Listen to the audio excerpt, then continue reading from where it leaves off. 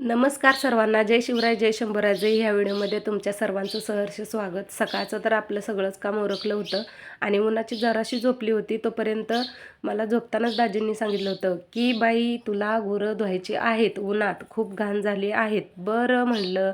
मग म्हटलं 5 मिनटं तर लवंडू द्या गरीब माणसाला.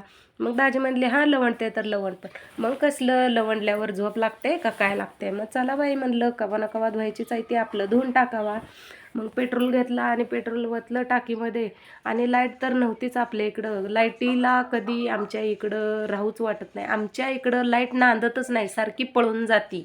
तिला काय करावं आणि काय नाही, कशी बांधून ठेवावं तीच कळना. तिला सगळ्या सुखसोयी दिल्या तरी आमच्या घरी लाईट नांदत नाही.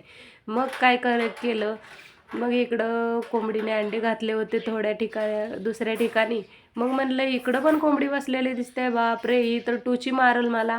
मग कशी बशी करत करत हिला उठवून घालवते आता. आणि त्यानंतर मग इथं पण होती बाबा 6 अंडी भेटली मला, कसली भारी आहे.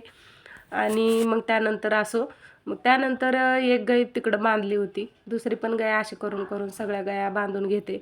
आणि इकडं तोपर्यंत दाजींचं काय खोलाखोली त्यांना उठवलं. मी म्हणलं मला उठवताय आणि तुम्ही झोपताय, असं होऊच देणार नाही.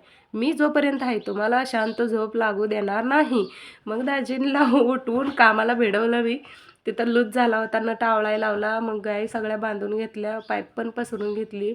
आणि इकडं बघा गुलमोहरच्या झाडाला कसली मस्त फुलं लागलेत, हिरवं पान आणि लाल फुलं. लय भारी लोकेशन झालं होतं मस्तपैकी.